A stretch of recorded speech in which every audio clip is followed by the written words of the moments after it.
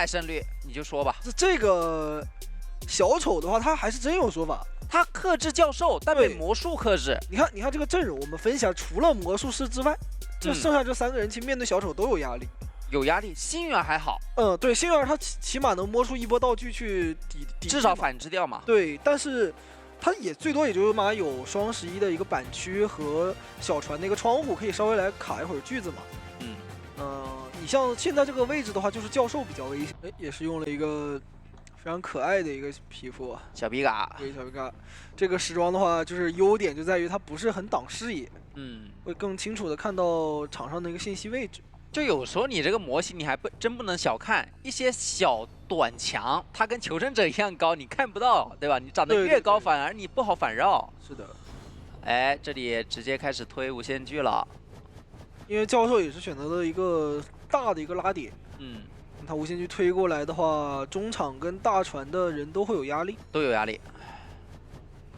幸而这里摸了一个护腕，这个牵制的话效果不是很好。无限锯捡的比较多了。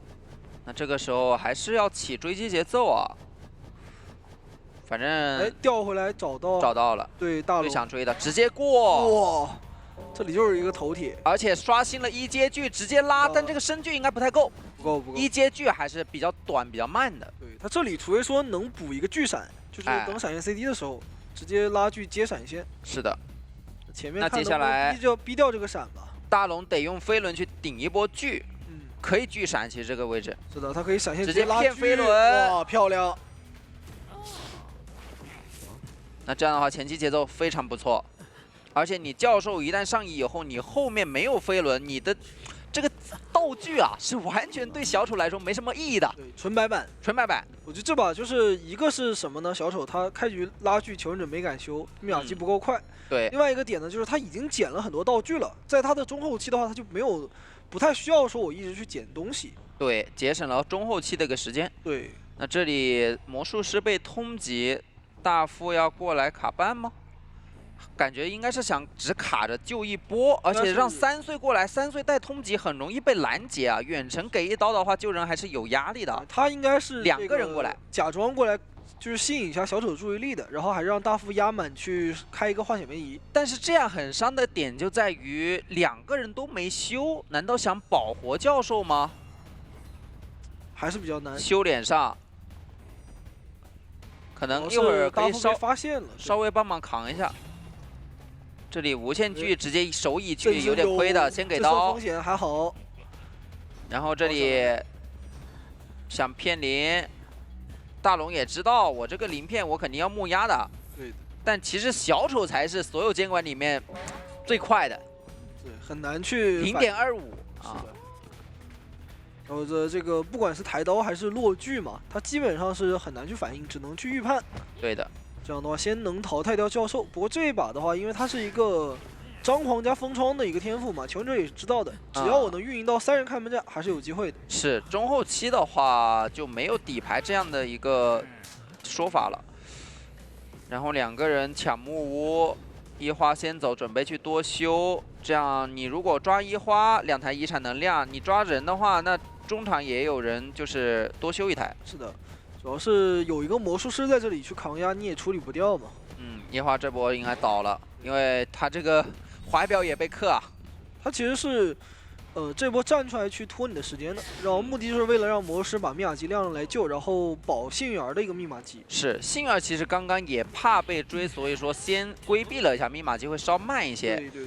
但年年这里应该是做好准备了，他就是想挂上以后让你魔术师去救人，然后我再来续这个幸运儿的节奏。他不上当嘛，因为知道你这波要保幸运儿的密码机，所以我得杀出来。是，这里还骗了一下，锯了个1刀。感觉这个闪现应该是要吃出来了。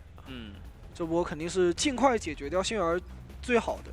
年年也知道这个他开门战比较没办法，所以说还是在开门战前多想想有没有机会。漂亮。飞轮骗掉以后锯到的，要逼求生者多修，省了闪现，而且这里的话挂完人还可以继续拉出去，就打一个疲于奔命，让你的大副不敢去破译，然后魔术师的话逼他来救人。但是求生者这里是反其道而行之，让满状态的人去压击。对，就看年年能不能意识到求生者这个意图了。没有，那还是去找压机的3岁。那3岁这里有回光返照密码机已经压好，吃一局是完全可以亮的。他必须得来看修机的这个人是谁嘛，所以没办法。是。那另一边大副应该是能救下来幸运儿，2个人满状态。宁宁现在的话还是要稳健一些，因为毕竟没有挽留。魔术师操作空间也很大，对，他是有3跑风险的。去到一个魔术棒身上，这魔术棒无限锯要去关门吗？还要继续深追？深追。 因为他现在换人的话，万一外面都躲起来，小门也不点。哎，魔术棒没卡住，照了一下，闪现可以倒。飞轮躲，飞轮预判闪现，有点秀。这个魔术棒还能稍微卡一下位，但是卡不住。对，好，那这样的话应该就是平局。平局，因为你现在再赶到小门的话，你不一定来得及，而且大副也能扛呀，有自愈，对吧？现在有一个问题就是，哪怕他有钻头，但是还是。 我甚至觉得求生者这一波可以故意断捏捏的锯，然后让魔术师交自愈想办法去走，因为小门是想了下算了，是对，因为再过去的话可能就是给机会了，风险大于收益嘛，所以说先捡道具零件，然后他看看有没有在双11附近蛰伏的人，如果说有的话就追一下，没有的话我就保个平。 虽然这把阵容上有一定克制到这个教授啊，但是只能说角色的局限性还是限制住了他。后面续节奏的话，没有办法快速把他击倒在遗产，然后求生者这里的一个运营也是做的很到位嘛。这把赢不了的点就在于挂不了遗产嘛，对吧？然后外面有个血儿，他破译的速度也比较快。 所以说你这个小丑的话，再加上你是没有一个后期能力的，因为他手椅上也能拿一点节奏，但是现在求生者能防得很好，对，他又没有控场能力，所以说一定要从追击上去下苦功夫。就是喧嚣的话，他其实看起来上手容易，但是他其实背后需要的一个熟练度是非常，对于他的那种熟练度要求是不亚于雕刻家的，对吧？他其实从核心的原理上来都是一样，各种各样的交互啊。 然后近身之后，怎么样去迅速的上到双球，连续不断的通过我这样的一个3色不同的一个舞台去给你造成技能的压制，就对。好，果然是冲着木偶师去的，因为带这个巡视者就是比较克制木偶师嘛，对其他角色来说无所谓的。双重惊喜地下，哎，走位扭掉了。哎呦，这个交互也没有上到，那前期的节奏不太好了。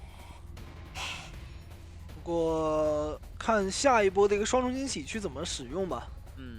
这波直接翻双重惊喜马上好，下个双重惊喜看能不能要博弈一下，下板的时候多上一下。哎呦，被砸了，那只上了一个标记。是的，他如果这里是换到2颗球的话也还好。第2段的双重惊喜再补上1颗。巡视者好了，怎么说这波远离交互点要不要放？应该还是考虑什么？我逼了你一波路易以后我再放。是，不然的话你的直接交了。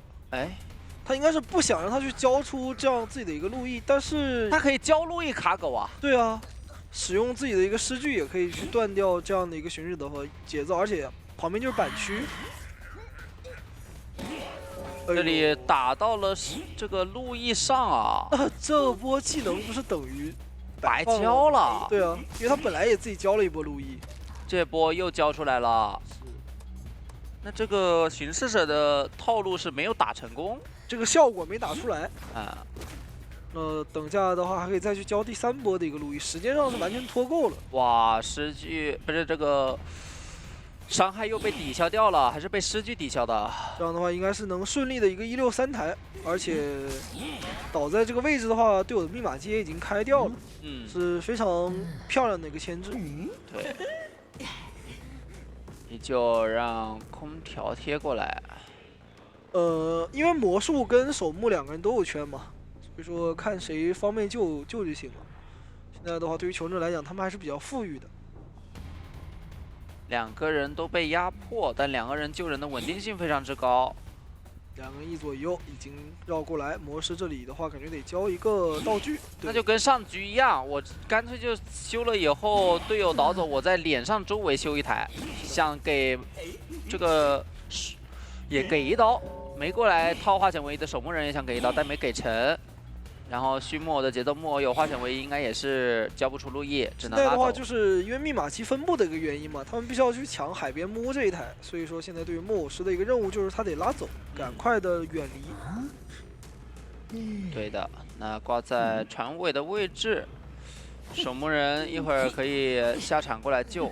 大船修亮，如果能拖到大船修亮的话，一会儿陶婉汉还能辅助一下。气象应该是要准备过来进行一个陪跑。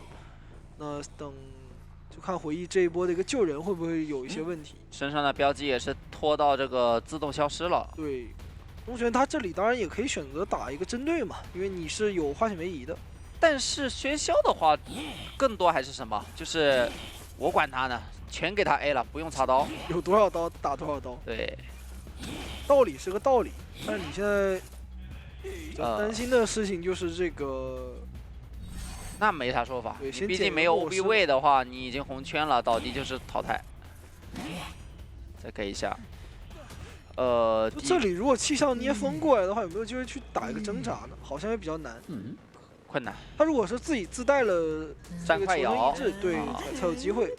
这里要切船的话，就中求生者的一个计谋了。对，因为他这密码机压强亮，而且没有。魔术师没有回光返照啊，没回光返照，也没挽留嘛。对，给一刀击倒，大门是第一时间贴的，也没有技能再去赶到大门，应该也是个平局。对的。就发现真的最近打满 BO3 的比赛是越来越多了，为什么？因为就是喧嚣也好，跛脚羊也好，前面已经是很难再去拿出一个比较大的分差了。大家已经喧嚣的话。你扛不了刀，对吧？这确实是一个优势啊。主要是愚人金打这个阵容，你全部回状态的，你就是个白板。然后愚人金抓白板 OK 的，然后带个张狂不怕击球手是吧？有耐受力，我退的没那么远。那坏处想就是我这个不带兴奋人打下来，我重新上3个球。对，而且还不一定干脆死抓，我可能还能再好看一下捏捏。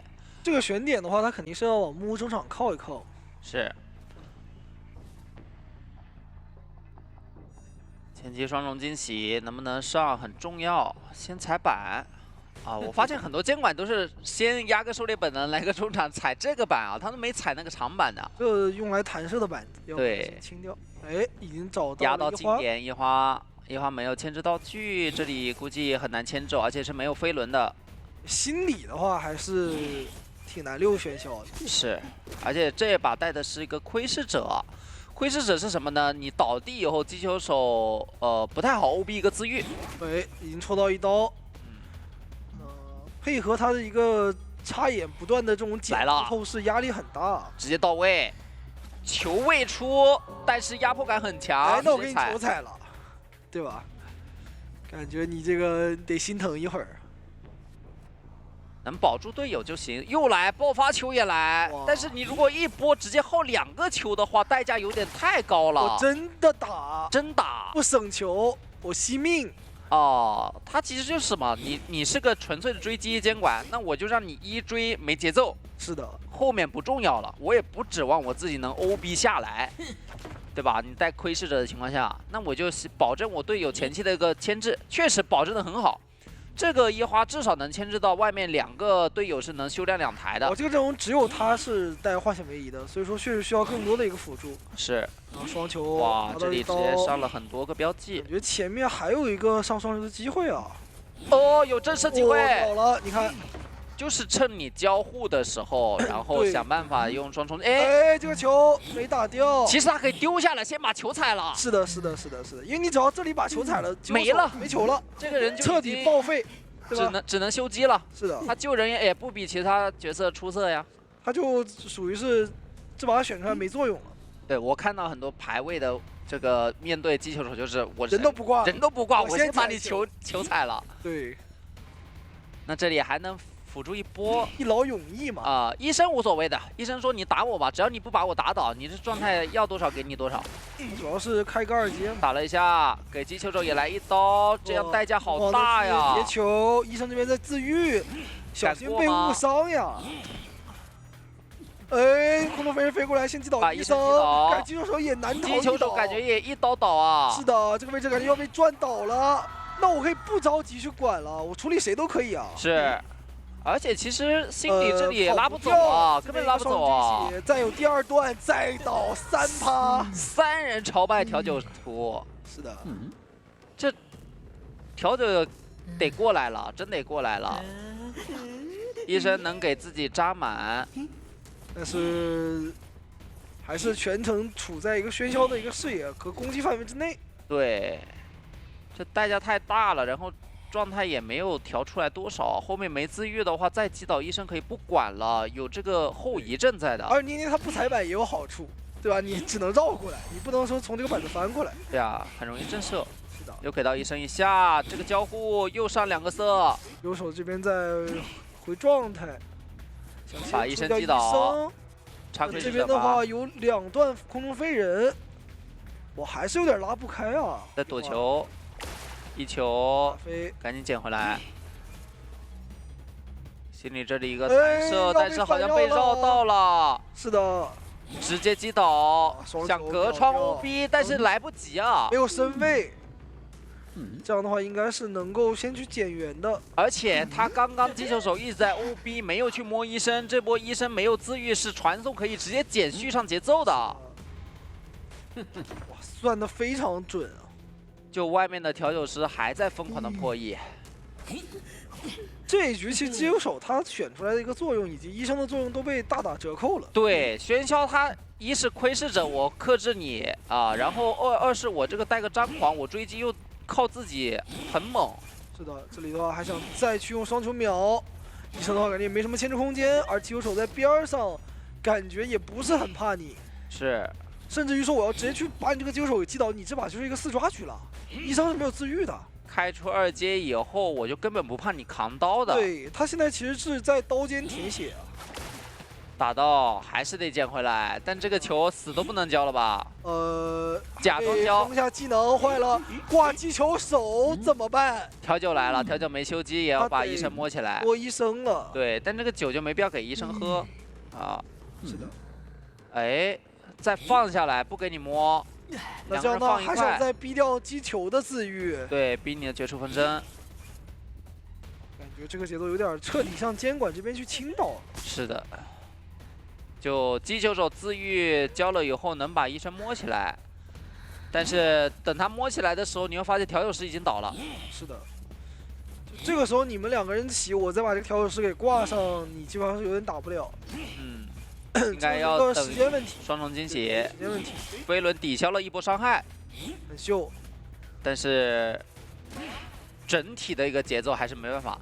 你多活一波，少活一波，你密码机没动就是白活。而且剩下这2个人现在都没有自愈了，他随便去拦截去击倒就好。对啊，你还得来救，而且你来救的方向，其实现在捏捏是非常清楚的。是的，就是墓碑。这样一个空中飞人转过来之后，你这2个人还得去派一个人修机，不能帮忙来卡。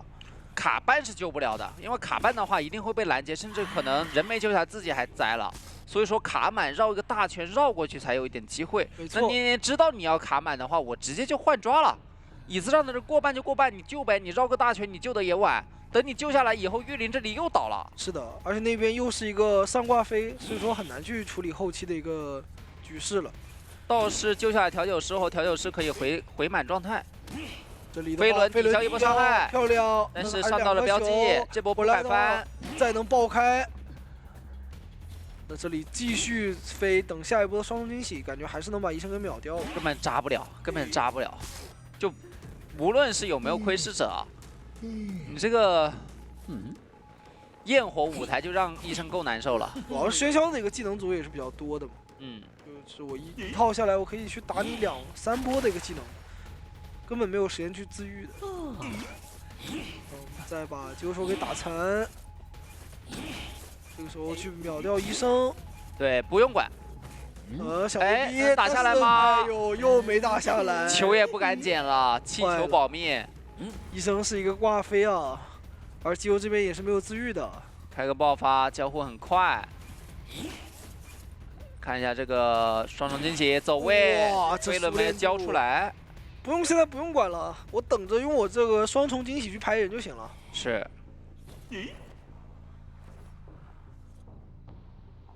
慢慢来，反正击球手也是确定没自愈的。是的，直接定位，找到方向。定到了，其实可以传，直接交替过来。那击倒调友是时间问题了。哎，这里墙还得防一下，还被打掉了。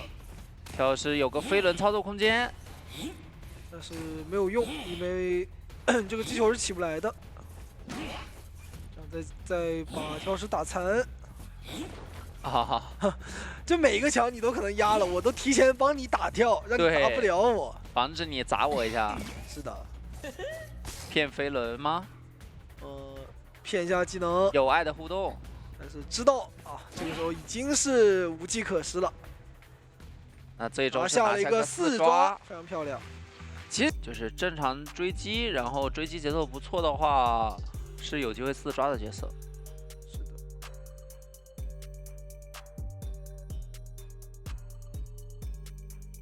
那这一把要把幸运儿保护起来，可以放在红毯。我觉得红毯的话，路头是比较难去处理的。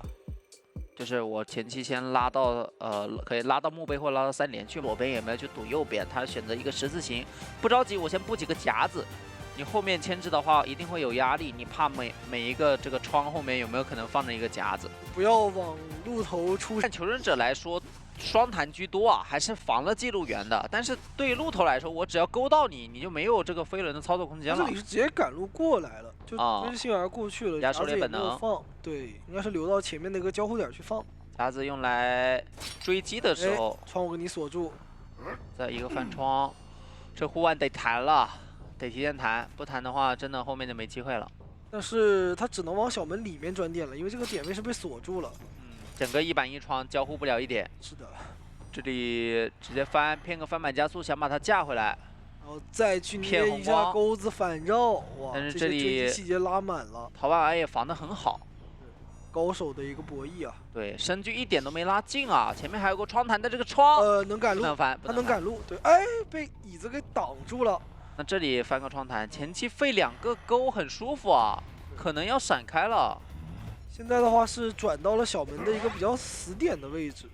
这里的话再走出去。不过幸而也没有道具了嘛。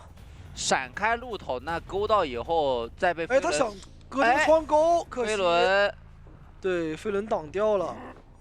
这个钩感觉还得费，很难有压迫。勾不到。哦呦，等了一下，陶安就感觉东玄知道这些口子能勾人，但是陶晚安也知道，这陶晚安是利用这些点位去骗东玄的技能。对他防得很好。对他好像就是更比你还要了解这个路头的。哎呦，这个钩再控的话，感觉下个弹射能再拖出来啊！这个个人能力实在是太好了。是，看一下这个窗弹进个小短板博弈一下，还有没有机会封个夹子吧？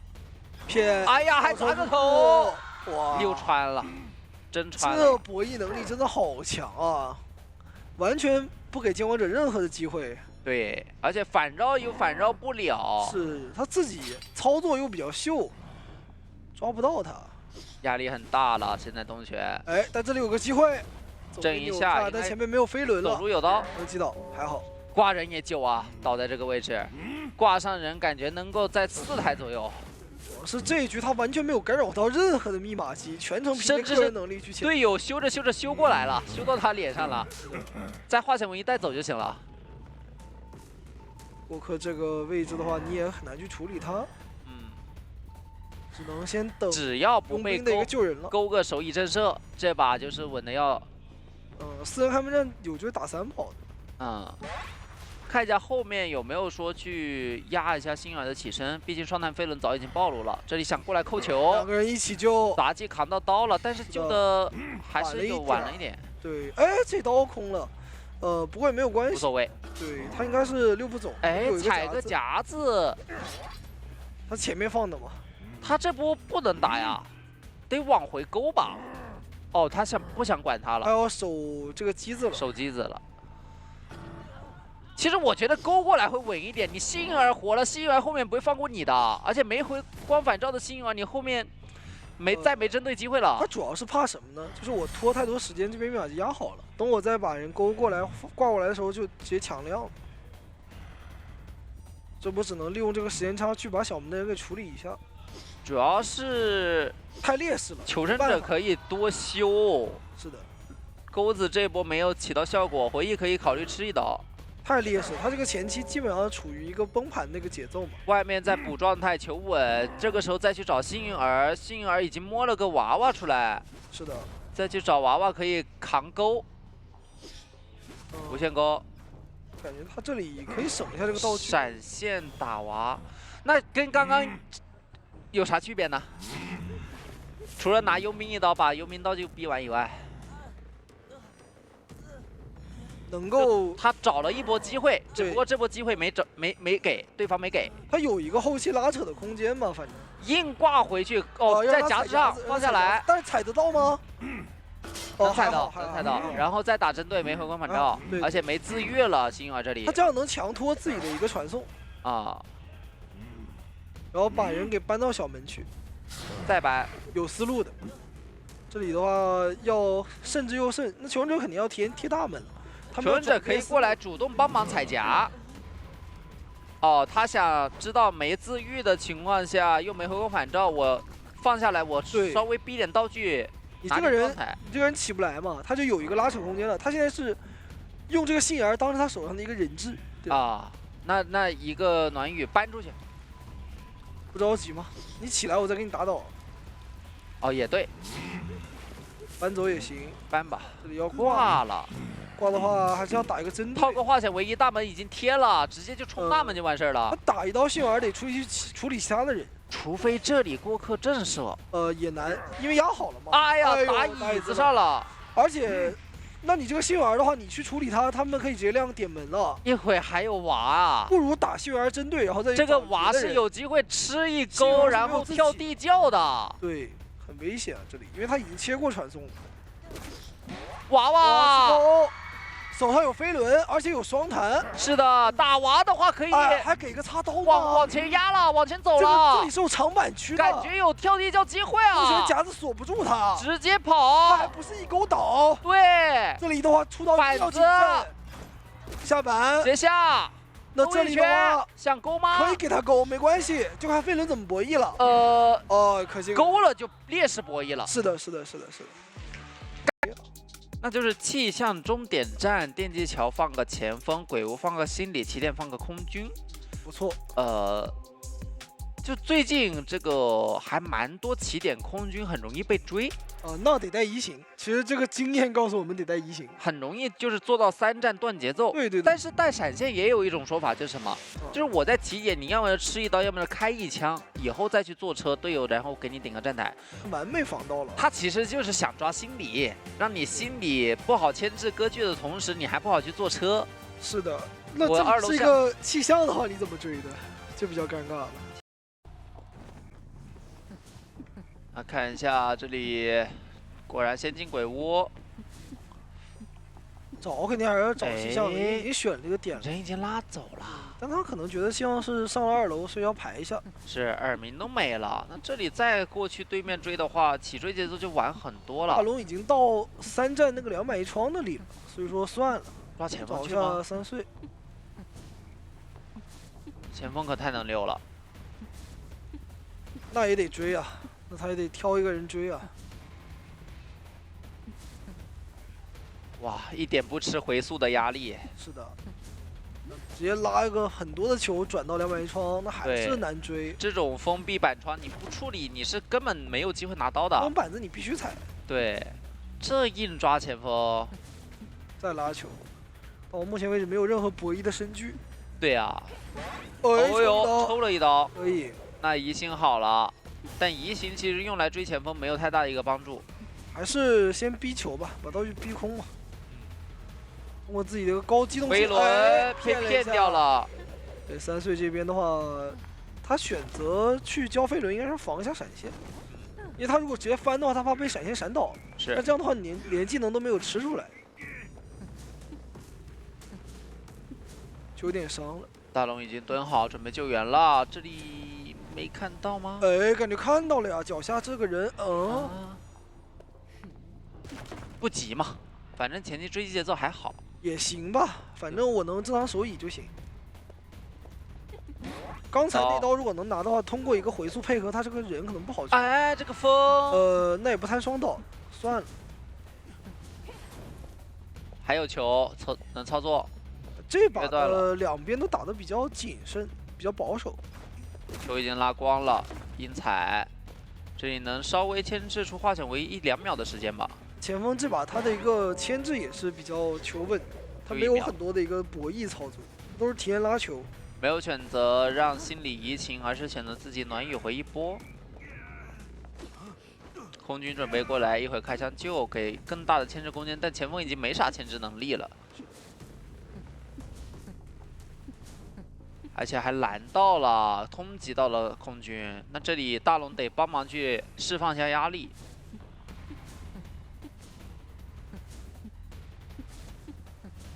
再掩护玉林过来，拿一刀。这里应该只是开枪，大龙救援，然后空军再去修密码机。3岁也只能往里走，往外走的话，牵制空间也大不到哪去，而且会干扰密码机，干脆倒的离一个 椅子远的地方，对，把它卖掉。这外面把状态一补，心里一波情。这波先拉扯。你觉得求生者还有3跑面吗？很低了吧？很难，因为你上下这个阵容，首先已经减员了。你开门战，你空军跟心理都是白板，而且没有道具嘛。是。就你这个道具不可再生的一个问题还是很大的。现在对于捏来讲，我只需要稳扎稳打，我找心理也好，找空军也罢，我都能够去针对拿到一个平局。 对，甚至于说这把的一个节奏是可以争多抓的，完全可以。这里抓玉林，移情满状态，但是首先他没回光返照，也没道具了。是的，这一直死抓的话，他也不好活呀。没错，那这个板区抽一刀，还是要吃刀啊。这个位置的话很难去。飞轮规避一下可以。很秀了，能溜一会儿。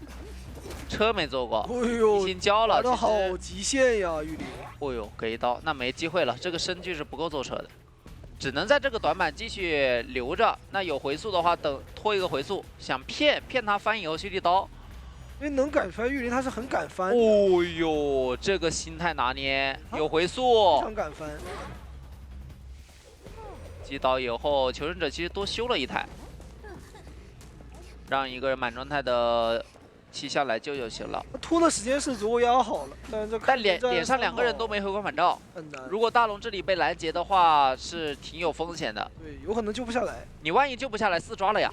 因为你心里后面开门战很脆弱，连门也贴不了。这个云要提前交，他如果说被打断了的话就坏了，还好。但是落地的位置和离椅子还有一段距离，而且这里的话，能先救下来。 哎呦，关键的隐约断了，那直接亮，亮了。而先保平，看一花的位置，看一花是不是去点那个门了？先保平吧。那这里再把玉林处理一下。哦，直接翻。那这里是被捏捏击倒，坐车，车没站台没点过。大龙这边坐车到2站，但是他的一个位置还是比较明显的。捏捏的话想找还是比较容易。 看一下有没有察觉到大龙其实上鬼屋走的。已经排到看到脚，已经有耳鸣了。哎，没，他不着急嘛，他以为去右边，但是他听了一下，回速过来，你这个人还是走不掉。对，先防止你直接冲门，然后我再移形过来稳3抓。很聪明。这句话也没有地窖，他有足够的时间去跟你慢慢玩，慢慢打，你心里肯定是不敢过来的。 而且过来也来不及了，创造这种微弱的一个博弈的空间。是，哦呦哦呦，骗2刀，要把板子踩了吧？还要博弈？就你知道吧，玩监管他就有那么一种感觉，就是我就不踩，我就要来这里博弈你，我就要从博弈上赢你。反正他是优势博弈嘛，我就要一直跟你博到我赢你。 哦，2个人已经互动上了，说是。现在已经博弈的不知天地为何物了。再骗个飞轮，说是。好。那最终击倒完成3抓。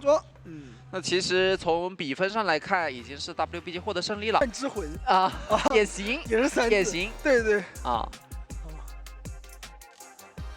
我们现在都叫他算之魂。那对。这样的话也是一个类似的一字长蛇阵嘛。监管者也是直接点到了3阵。我想抓击球。哎，扭一下，直接往玄马这边走。就是先想找一下击球，反正也不好追嘛。是我弹射留一留。哦，这里骗一下走位。5秒一个减速，持续减速。然后我闪脱手我还加速呢。是的。这里你得打，想骗球。哦呦，把球踩了。这绝活击球，开玩笑的啊！算了算了，没给机会，压迫一下外面。真飞吗？有闪过去。哇，真飞，好准！但是已经做好准备了呀。而且这样的话，骑士其实完全不怕你的伞。一会儿得看一下战术预见怎么说。那预测普攻加相持呗。哦，双普攻，太稳，最稳。那防你带窥视者，防你带插眼。如果预测相持的话，感觉可以稳稳坐车。其实快踩一直给的一个声距也不多，直接闪开，没有开一阶啊。他是一个单挽留的，应该是单挽留八卦阵带快踩的。你还没什么招，现在预测你普攻，你还不敢出刀。然后利用这个相持去坐车了。是，但是真能做吗？做不了吧，震慑的呀。怕震慑。哦，这个蓄力刀。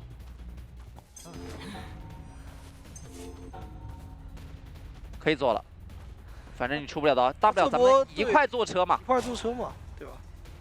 坐车嘛，可以，非常的和谐。又多拖10几秒血赚，而且这里还能跟你博弈一下，对吧？反应下车，对，再下车，你白刀慢，而且你还得再打一个蓄力刀，还不一定打到。哎呦，打到了，那也接近3台了呀。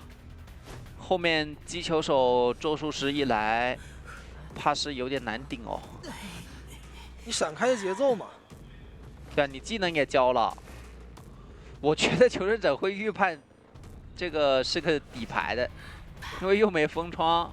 对，再骗刀，这个奥飞最终还是躲掉，再交飞轮，两边互相博弈。给一刀稳稳就下。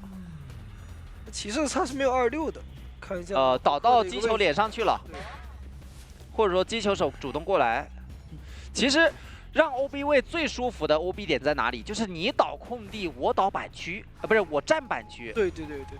想换节奏，看一下铃铛好像看奥飞怎么教。奥飞骗出来了。想晃走位，但是东玄不吃这一套，还是知道了。这样的话就有一个调动，你本来想 OB 的击球手，你发现根本就没管这个人，那击球手得摸人，咒术师得过来救人，那密码器是不是停了？所以说他这个换挂来说是不太亏的，而且这波如果能打出一个手椅拦截的话，这把是能翻的。但咒术师有飞轮有猴，这个版本还没猴，好，对，没猴，飞轮交掉了，只能等下一个摇铃再去针对一下记者了，但又怕被咒术师去 OB。摇铃看准不准，摇到了，针对到。这里套完能拖离子太近了，其实要 OB 的话自己反而很危险，就是万一他木压了，或者说这个。再的一个摇铃，你只要猴下来也只能拖个擦刀。击球来了，他把击球拖到了呀。然后咒术开始修脸上的击。呦，这博弈，东玄还是东玄。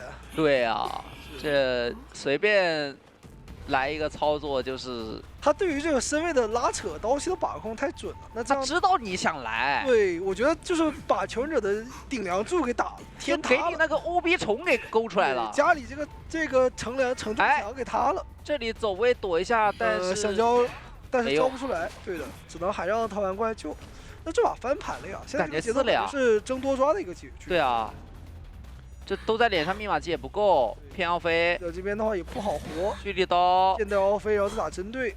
猴子打断了，金白闪现有点撞了，刀抽不到，完了，这击球手醒了，感觉要把陶完这边吃过亏了，应该醒了，而且闪现已经交过了，对，这2人一保，这又不对劲了啊！就是速闪，你知道最怕什么？最怕又睡了，又吃了一个背身蓄刀，感觉揪手这边还是对速闪的话不是很，确实防得很到位，是。那这里还有一个奥飞，感觉应该活不了了。这里想扛刀很难，很难。那还是4抓举，还是多抓举。对，就刚刚其实我在投一下，掏完拖个插刀，拖个插刀，掏完还会操作。这里的话，办不了了呀110还是要倒3趴，3人倒地，就是有一种 OB 方法，就是一人站前，一人站后。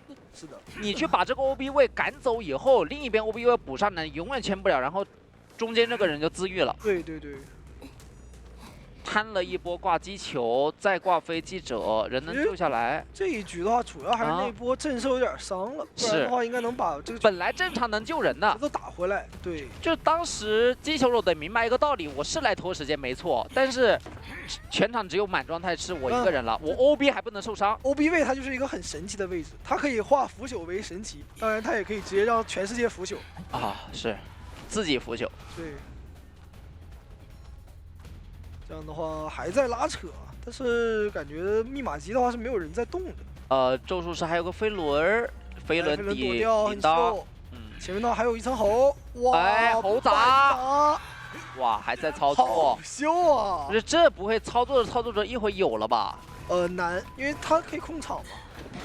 这边的话强行把回忆的骑士给击倒，那这两个 OB 位的话也是没有什么资源啊。对。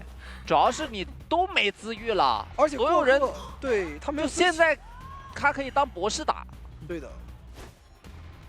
这样的话逼你去强行挂人，这摸人，摸不太起来，摸不起来。那我只要针对一下陶然就行了呀，不需要再处理别的人了。哦，骗到了一个延迟后撤抽刀。那3枚一个自愈，这把就是个4抓局，那就是恭喜北京 WBG 获得本场比赛的胜利。没错，但是这把定胜是没有，对，带来了一场非常漂亮的一个。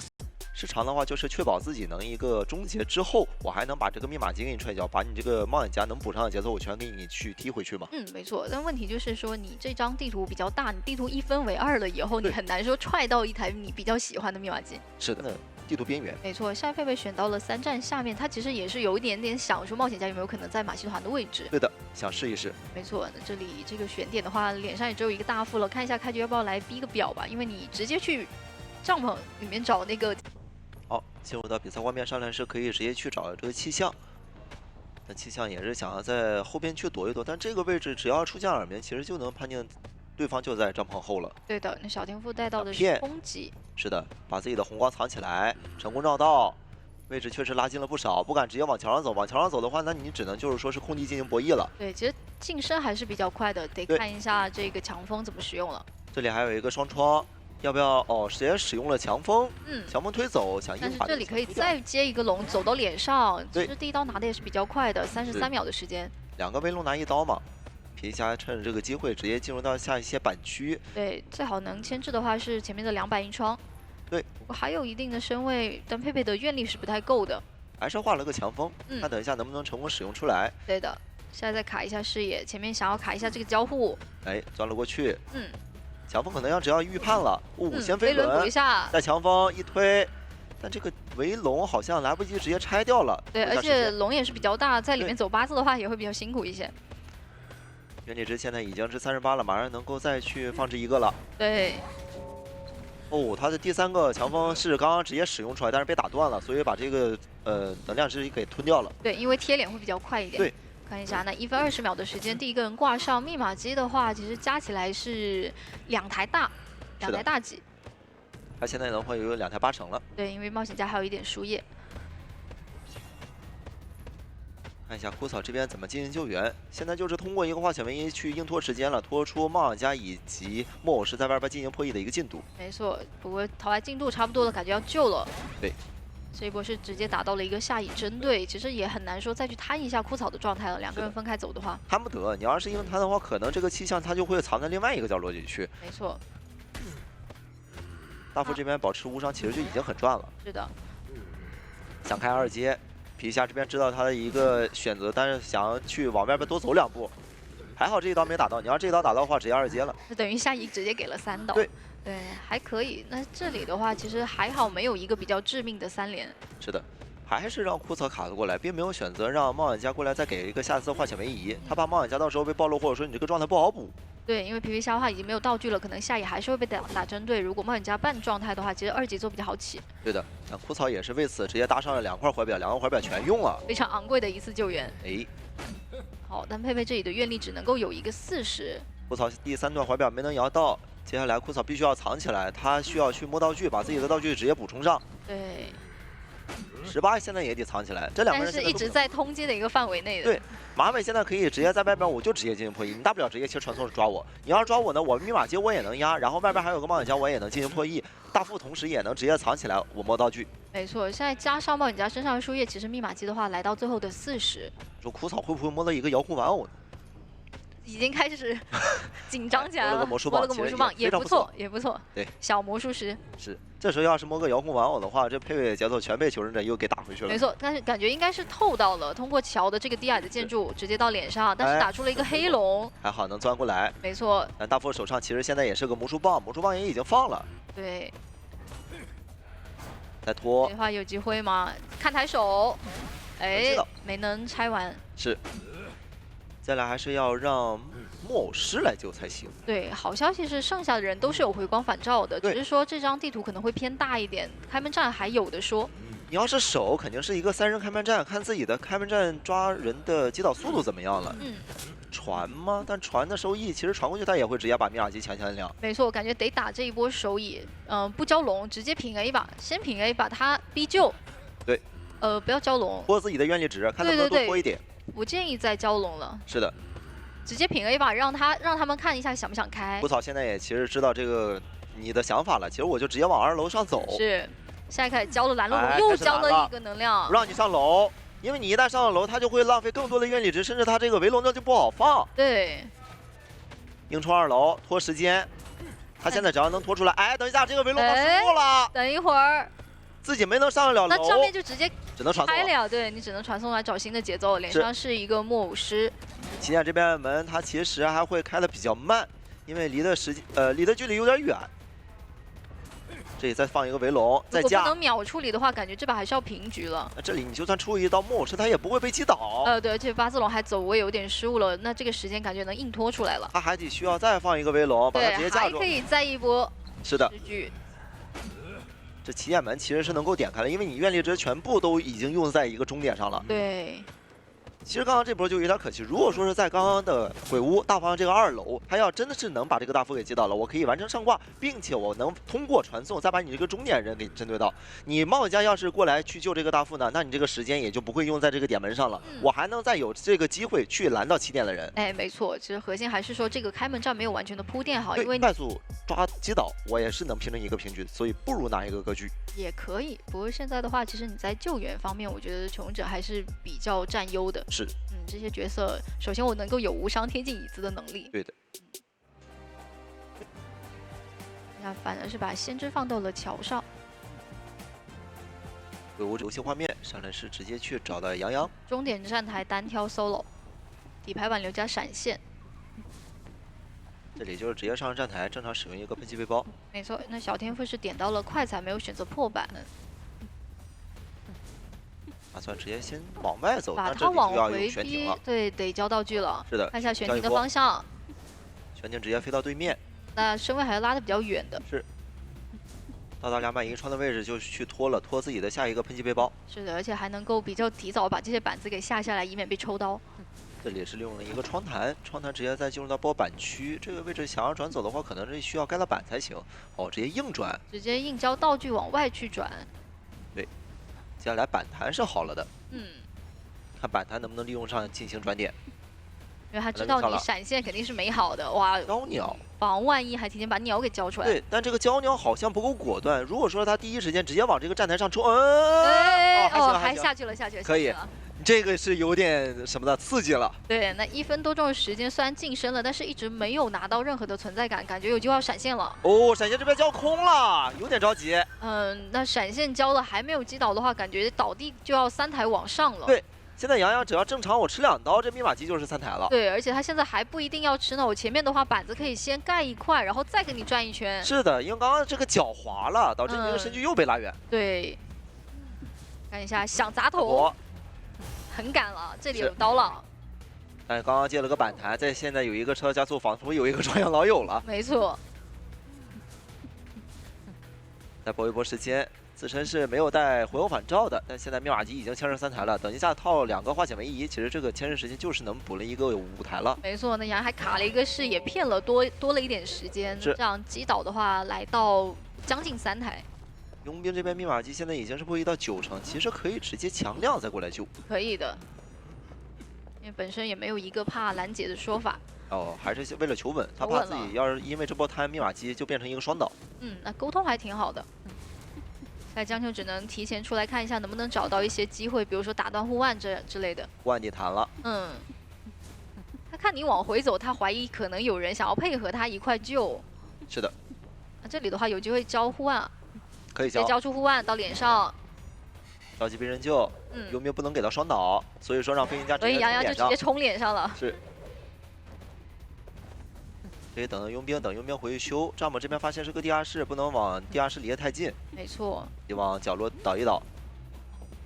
江秋现在想卡位，他想把这个求生者位置卡住，我想给你硬牵地下室。那你现在牵地下室呢？到时候气象还是过来会补一个化险为夷。而且其实密码机已经很够了。对，还是挂狮子机。 因为他觉得这个密码机进度现在实在太多了，哪怕硬牵这个地下室，到时候再过来一个化险为夷，他也拦不住。是的，下一世好像选择让李宝来再救一波。李宝来再救吗？但没有化险为夷，飞行家下来是很容易被打一个针对的。那这局面其实还是会比较容易偏平。得要求李宝无伤接近椅子才可以。对，甚至还要帮他扛一刀。对。看看江秋这个刀想打针对了。对，想故意给震慑。 现在就看你这个震慑打不打。你要是打了的话，杨洋下来我就可以立靠窗台再给你拖延一波时间。没错，这淘汰进度慢慢的要往上淹没了，有点极限了。对，只能救下来。想贴扛，想帮忙扛。但是好像有一个空隙。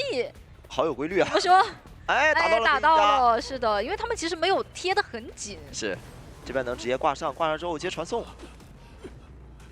那全员都没有第一时间说去贴门。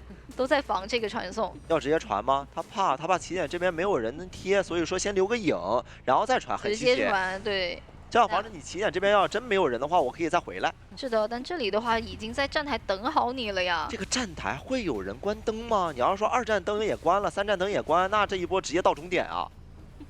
哦，只是到了2站。还好没有人关，那这样子的话还有一个平举的面。地窖这边是在2站。这里是有一个地窖的。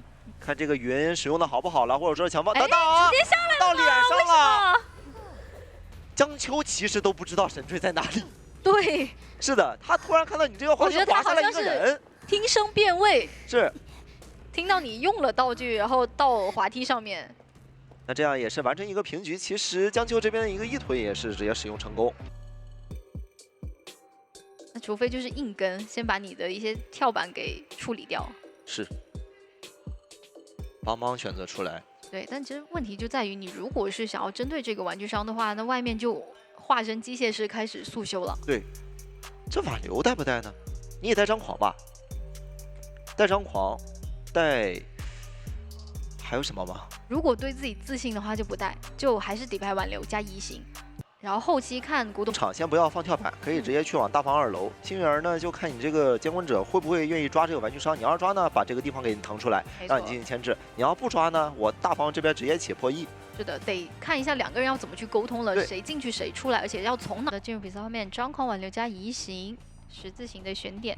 是的，去往小木屋。古董商这边带的是一个双弹飞轮，所以说真要追击，其实他也不太好追啊。小木这边绕一圈，到时候再去找玩具商走这个跳板。 是的，你没有封窗的话，这个小木我是可以绕2圈的。是，看先我们这边小木能不能直接架住了？秒雷把这个入口给封住。提前能造成伤害吗？哦，就等了。回头这个激光枪也并没有打算打。没错。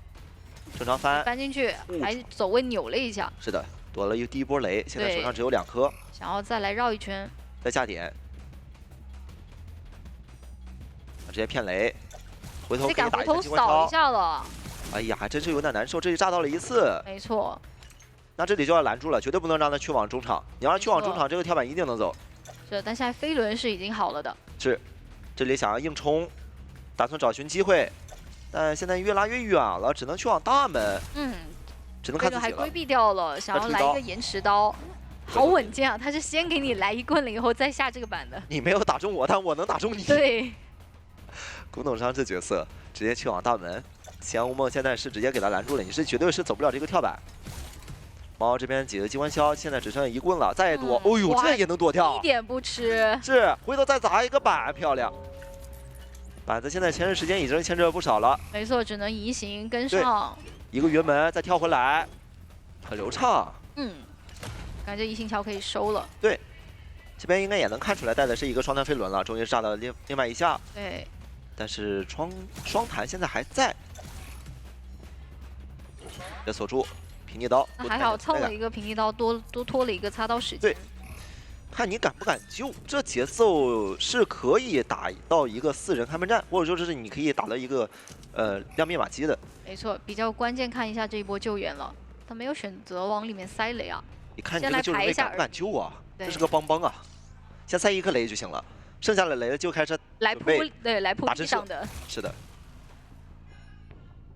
看你来不来救，来救的话准备打震慑，看博弈成功吗？直接救，大胜利！哦呀，这一天呐，这救下来之后能让古董商直接倒走，下一波就可以让玩具商来救，或者说让新源来。关键是他已经走好远了，你一个远程雷的话，哎，中了，是好准。神追这边是在摸道具，给他摸了一个护腕，那护腕可以直接递成功。是的。他现在是一个2阶的帮帮，其实下一波救援的压力是比较大一点的。看要不要让他还没有回光返照，是看要不要让神追来救。其实可以让新源来，新源你要是说是能摸个信号枪能稳救，对，因为你的移形已经暴露出来了嘛。没错。再往回挂，可能他们想拼一波，想拼的话就是让玩具商来了。再通缉到了佣兵，是刚刚引爆了遥控雷。好，再开始扑一下。是的。再给个化险为夷，不给了吗？感觉应该就不想要有这样子的风险在了。不过现在问题就是移形是好了的，你们密码机其实没有说最后一台压好。我给你递道具，但不代表我要救你。就晃一下是吧？晃一下自己的队友。不是，我以为他要给他递个护腕，你要说递个护腕，我过来再救你一波，确实有下来争的可能。但是你要换新源就确实更好一点。那现在的问题就是你2节奏是能够无缝起到这个佣兵的，他得把所有的道具都交完，都不一定能够撑到这台密码机打开。没错。但是佣兵现在把他架在里面，直接盲丢雷去排他位置。护腕其实可以不用，只要往角落一倒。不用了，应该要省了吗？还是要交？那这边牵制的方向有个娃娃呀，这个娃娃的量是不是能足够贴门啊？现在已经开始杨洋在摸道具来运了，还能躲，但这里好像能影响到娃娃，能把顺便把娃娃给解决掉吧？还能处理掉。这个娃娃的量不知道剩的多不多，你如果说剩的多，足够到贴门，这波肯定是对于求生者亏了。对，其实哪怕是少的话，有一个耳鸣在这也是能够造成比较大的干扰。对，这样佣兵这一波牵制其实算是蛮成功的，因为密码机的话挂上就要差不多压好了。局面上还是比较偏平，因为佣兵现在已经没有道具，现在我们肯定是稳定抓他了，抓他只有能保平。而且他天赋其实是能够猜到的。一个遥控雷。预判到了，看能不能打一个救不下来，压起身，加回光返照其实也行，先交枪嘛，交枪之后救下来。对，压起来之后，佣兵冲大防，新源直接跟他离开，两个人分头走，但这两个人是不是有点并肩了呀？那边的话贴门倒是比较快。如果要把佣兵解决了，我可以直接转头去找你呀！哎呦，空了一刀，跳了跳板，跳板接上了，那这样的话就要平了呀。这就算分头走了，是。这跳板可就不一样了，直接移形把他压回来，又回来，他就直接倒角落了。倒2楼，刚刚那个跳板要是没能跳成功，转头他就会直接抓这个幸运儿，就差1刀的距离。这一刀只要能打到他的话，你这个幸运儿其实就难跑了。你手上虽然有护腕，但没关系，我手上有移形，我只要在这个时间内我把你幸运儿给追击倒了，挂上椅子，我回头还能绳啊。哎，对。还是有点管不到外面密码机，你如果找古董商的话，很有可能你这个2阶是出不来的。是的。只能割据，小木屋中场以及在大门铁皮箱的，其实都不会耽误，都能直接上手直接修。是的，他不可能上来直接找佣兵。这个位置要么找囚徒，要不然的话去中场直接干扰飞行机。好的，底牌挽留加闪现。是的，直奔大房来了，囚徒在往外楼梯这个拉点。位置好像有点撞脸啊，这第一刀可能会被逼得有点快。是的，小天赋垫底胶猜到的是快踩。 但这边隐月并没有能断掉。这个板子一破，因为快踩压迫力很强，这样子的话晋升会很快啊。上了楼也会能拿到刀啊。交过了的，第一刀来的非常快，没有到30秒的时间。对，20多秒就拿到第一刀。你就算这边一个窗户翻过去，但是没有窗台，你拉不了太长的距离。对的，想活的话得看队友能不能过来帮忙。这时间来得及吗？我总感觉好像击倒的时间可能在50秒啊。自己到角落单窗去击倒了，刀快了一点点。 因为刚刚隐约断了，同时他也急了一些。是的，就硬拖了。硬拖，但这边飞轮也好了。留一个残影到脸上直接回速，这里感觉要有刀了，但飞轮是好了的。飞轮补了一下，对，出刀吗？哦呦，小头也过，一波砸头化解了这波危机。是，同时还有一波窗台，这波窗台能再拉到这边的一个楼梯，只要能上了楼，其实还能再拖个10秒时间。是，直接闪进来补距离。佩佩急了，因为刚刚那一刀的话，我明明是可以拿的，但是因为自己着急，导致自己这波时间硬被牵制了一个多30秒时间。没错，那囚徒这波的牵制其实就已经把前期的失误给弥补回来了，合格了，很成功了。对的。那这里的话，佩佩接下来还要面对2个化险为夷。现在看化险为夷谁过来给了，是佣兵还是飞行家？飞行家过来了。感觉飞行家应该要来先担任这波依旧。但这里被拦截的话，得用悬停。得先提前交。哦呦，一波悬停直接到了门口。哎，有刀啊！撞到了门口上，不过没关系，借着这一波持刀加速，我可以直接到椅子上救下来。是的。但好像可以摊一下双倒，要摊吗？想摊。他想让自己的节奏更好一点。是的，看一下囚徒能不能趁这个时间偷偷摸摸走到一个比较好的位置去。是，手里现在有电，也只有一个电了。对，这位置能不能考虑一下电砸呢？先急一下鞋带。极限的小脸有刀啊！还在记。记就记吧，他可能觉得就是说这个化险为夷，觉得自己要活不了了。是的，我就算电砸，我可能也拖不了太长的时间，我不如就是说我跑到外边，我系个鞋带，对吧？把这个线先连一下，等下一波再救的时候，我把这个电用在那个牵制上。确实那一波系鞋带花的时间会长一点啊，不是那种什么秒连。对，其实有机会还可以再牵制一下，因为你看这里过来一脚踩进去，其实刚才收益就不高了。是，这里直接就是顺脚一踩了。像第2个化险为夷已经在来的路上了。这里的话，因为是个佣兵，其实不是很好拦出去。对的，这里正常吃一刀救下来之后，囚徒下来其实有一点点的牵制空间，因为他现在手里有电，再等个10秒的话，飞轮也能好。对，他这个电能不能把隐约给断了？怎么说？也还是没有交。那直接往角落去倒了。那就没机会交了，还是在记。想记哪2台？记了。外边2台密码机，一台53的，一台48的。倒到角落。让古董商来了，古董商过来想要进行 OB， 看能不能 OB 下来 ，OB 下来帮忙扛一刀，哎，一个点4没能戳到一个墙上，侧身走掉了。是，再一个扫射，还是没有打到墙上。这割据人的腰还真是好细啊。对，感觉没有捅到一个关键点。这过来2个机关枪全空会，现在18还不能把这个节奏直接续上，如果说你把这个节奏续上挂到这边遗产，这局能让佩佩争到一个3抓以上。是，直接把道具交出来进到这边板，但是有快踩，压迫力非常的强。这里如果没有砸头的话，你有点难拖出自己的一个道具时间。一波回速，感觉要拖出来了。但预判错了方向。没错，现在想回去管一下机子，逼一下道具或者是调一下状态什么的。能守住这一台吗？这一台好像是65那一台。得守一下。这样的话，求生者可以在外面喘息一下，开新的机子。古董商这里要硬拖，吸引他的注意力，因为他绝对不能允许你去抓我的队友18。你要抓18呢，这个节奏一旦给了你，这2个人可能这台密码机他必须要再去达成一个新起。是，现在道具还是够他能够继续牵制的，就一棍棍交吧。有点急，都在博弈。在预判，哇，这棍期好长啊！是的，还可以到下一个板区去继续玩。哎，有机会砸头。是的，这波博弈能让佩佩少了很多的时间。对的，现在外面已经补好了道具。手上传送现在还有一个26秒。不草还在磨第2个箱子，还能牵制。还没吃刀，天，感觉交了吧？对，然后去下一个道具点。那这里的收益其实，在刚刚这一波全是打回来了。因为刚刚没能 OB 下来嘛，你要没能 OB 往他身上、往囚徒身上搭的一些资源、搭的一些什么机关枪，其实这一波时间全都给挣回来了。不草已经在把道具往这边运了。对，看到底是要递多的护腕，还是说递少的护腕了？啊，有点可惜，差一点点能够牵制到这台密码机点开。那就再把这个护腕往里边递一些。嗯，递到椅子旁边。是的，应该是能够看到，所以往外面一转。看到你递到这边的椅子，那我就换个椅子。对。胡草这边是想把那一个护腕递给他，自己身上留3个。哎。 哦，还是换回来了。对，换回来了。对，我刚刚看了，这身上只有1个。对，因为他是有可能找枯草的麻烦的。对。但是现在道具 CD 中还得再弹一个，很极限，往上弹，弹到了。也弹到窗口。对，有机会吗？感觉有个，哎，没打算继续找了。是因为他知道你这个位置在这追的话，他肯定是能翻回去窗。手里还有一个护腕，还能再拖。是的，想回来再找一下皮皮虾。是皮皮虾这边手上也有护腕，都往脸上走。那现在脸上2个人，枯草跳下来了。还在找佣兵。还是得再把这个护腕交掉。 对，这个护腕还得再弹到那边得再交，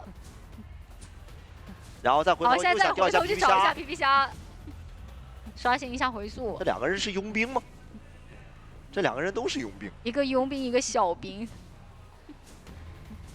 现在没有道具的古董上也没有飞轮，哎，也算是把枯草掩护离开了大房。看地窖有没有交流好了。嗯。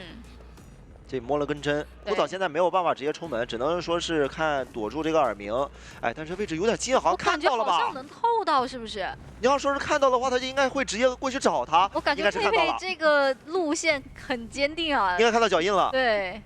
踪迹已经看到，直接去抓枯草。那大门这边是来不及过来去进行救援的。有脚印。抽。 哇！直接开门战再留一个，是，那这样也就是完成了一波3抓，回头防一波，防一下飞行家过来进行救援，这局面也就是拿到了一个5比3的积分。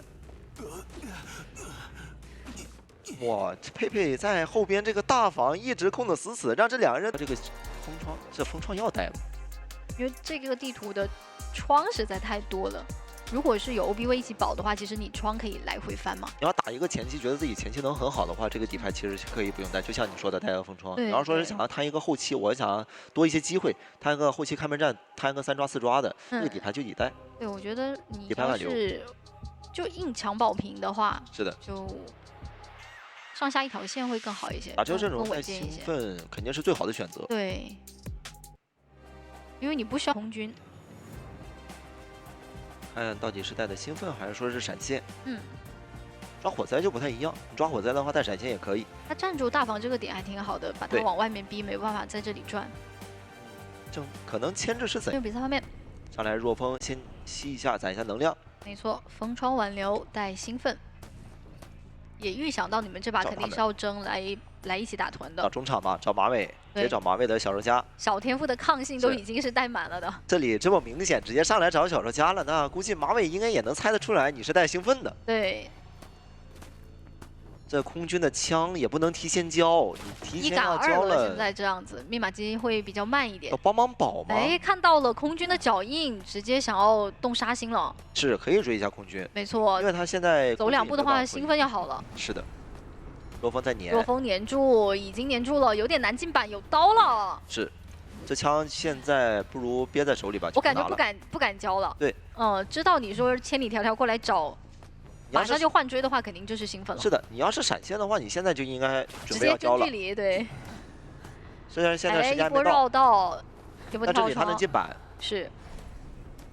再一波若风粘，哎呦，这个要交吗？不明智啊，感觉。 那交了之后，守门人就还得过来卡着救援一波，不想挂架势，因为有守门人在，对。你挂架势的收益不在的，挂架势就是为了摊一波双倒，而且挂进去还能够让他们再拖一点密码机的进度。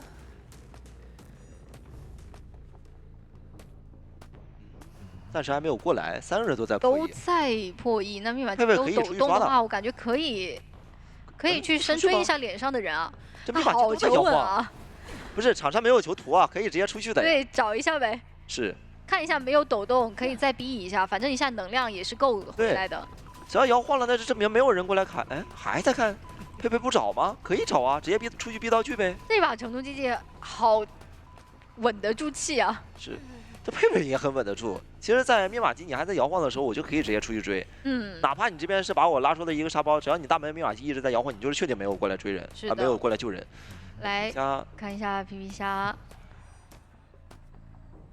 这里有个气囊，救肯定是要救的，压满就一次，因为你这位置已经被加到在这里了，你要不救，那佩佩肯定要在下抓你。是的，他绝对会抓他。佩佩现在不能让他无伤，先强风吸回来，哎，没能吸回来，哎也不敢直接救，他怕直接震慑。这刀隔着气囊打到了皮皮虾。 是两个人现在是重叠在一块儿了，不操，现在只能进行哎，没想到他敢直接过，皮皮虾也得赶紧跑。这化险为夷时间是拖的是守门人加那个小兽家的破译进度。对，若风黏住想要再来一刀把二阶打开，有二阶了，有了。皮皮虾现在，得先藏一下，让外边的队友去拖一拖。是佩佩这把的话，抗性因为带的比较足，所以没能点到这个通缉，所以的话，外面的人还是有机会藏一藏的。 这个风窗不知道他们有没有交流到，风窗应该他们看到了的，因为刚刚如果说是离风窗比较近的话，它这个信息会提示。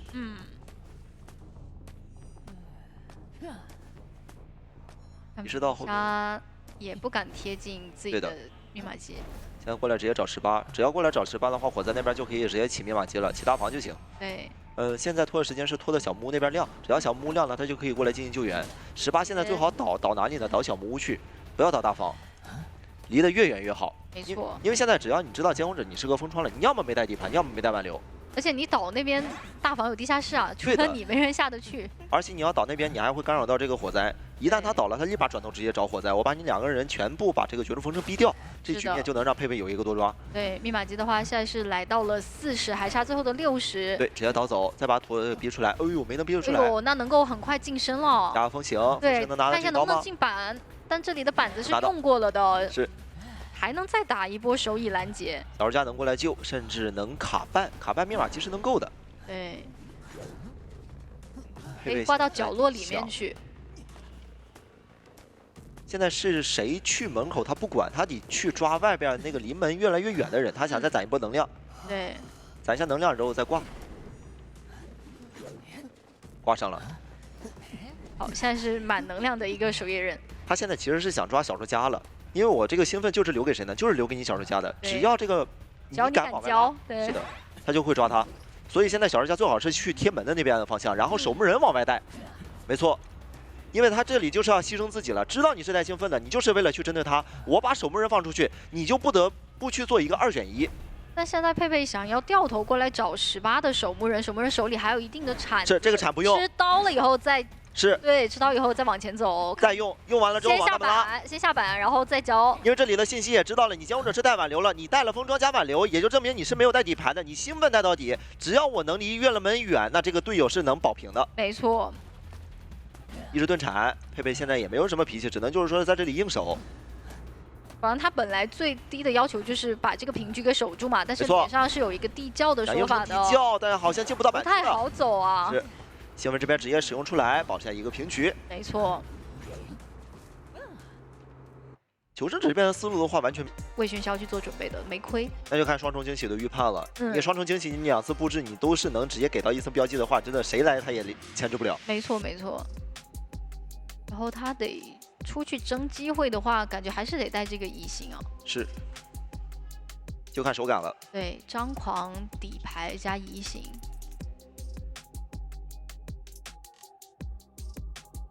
要带移形，我现在都考虑他找谁了？找入殓呢，也是双弹飞轮从大门牵制到大房。你找园丁呢，他就会在大房进行波死牵制了，我就不会带到其他点，不会干扰到队友。对，或者他直接到中场去先把大副的表逼一逼，因为大副其实我觉得还是有点害怕。在画面上，张狂底牌加失常，没错。那场上的求生者呢，也有3个人带了回红返照。大家这个方向其实是想看一下园丁有没有在附近。对。 园丁这边是直接进了大房，直接赶破E，看到了，通过窗，没关系，自己身上反而带着盾的。是这个盲视也不太好交，那就预判了一下过窗。哦呦，能躲吗？没躲掉，没躲掉，是的，还是个焰火。再一段双弹，哎呦，2个惊吓标记，那非常可以了，2次双重惊喜都给到2次标记，没错。找园丁有一个好处，你的1阶2阶会来的比较快。是。 下来就看，哎呦，直接回过来了，盖还好有盾，哇，回头把这个盾打掉也赚啊，因为现在马上1阶了，因为马上这个空中飞人解锁出来，那就不好牵制了。那这里没能预判得到，看下一次布置能不能给到一个双层了，想扭没扭掉。再给到了一个粘土。是的。现在就差个焰火。对，一个弹射交出来。经过看一下要不要踹，要踹。好了，少了2成，不过也还行。没有太多。是。现在又续出新的盾。要不等一等，要硬拿。硬打，想要把这个2阶都开出来。但这里绝对不能让他进了板子。你要是说是让他进了板子，刚刚这波刀其实拿你就亏了。进了板子了，但这里给到焰火没有用啊，他差的是个干冰。没错。还是有气囊的，气囊要不再帮忙堵一波路，没能堵。应该想说自己带走了，因为下一波可能市场要好了，市场 CD 会比较快一些。那这样追击的时间，可能还把自己刚刚那个失常又给拖回来了。再给，还差干冰，再能进行一波板区博弈。空中飞人现在好了。对。还能倒到角落。是的。那刚刚这波失常其实踹的意义就没有那么想象多了。你要刚刚要是硬粘的话，园丁其实那波伤害他会给的更早一点。对。不过要是不踹的话，现在估计也没什么时间踹了。是的。中场的秒击应该是能开掉的。也能给他直接亮掉。对。所以说牵制时间已经是牵制的非常不错了。是的，踢脸就直接摇表，你很难去排他的位置。大副不能被打到一个双倒。现在实在是没有视野啊。但这个时间上得赶紧去贴了，再要吗？等一等，这里还差个焰火标记。这里要是能跟上一个焰火标记的话，已经看到位置了。是的。有可能过半的。不是，还好下来了。哇，再晚个1秒的话，人过半，这节奏就不一样了。没错，没错。那现在的话，密码机是还差最后的1台多一点。是。这里可以再来一脚。对，这一脚失常，再次进行干扰，让大副那边也起一台新。